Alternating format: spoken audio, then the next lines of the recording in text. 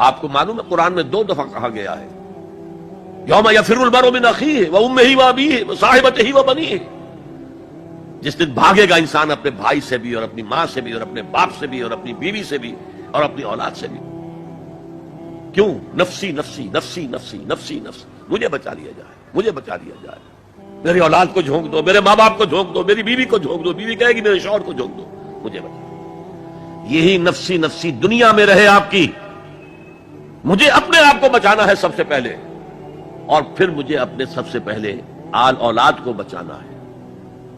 یا ایھا الذین آمنوا قوا انفسکم واہلیکم نارا، اے ایمان والو بچاؤ اپنے آپ کو اور اپنے اہل و عیال کو آگ سے۔ یہ کام جو ہے آپ کریں اور سمجھ لیں، نہ بیٹا کام آئے گا، نہ جورو کام آئے گی، نہ باپ کام آئے گا، نہ ماں کام آئے گی۔ تمہارا اپنا عمل، اگر تم اس راستے پر چلے، اپنی ہمت کے مطابق چلتے رہے، تو اللہ تعالیٰ کے عفو و درگزر کے مستحق ہو گے، اور وہی اصل کامیابی ہے۔ ذالک ھو الفوز العظیم، اصل بڑی کامیابی وہی ہے۔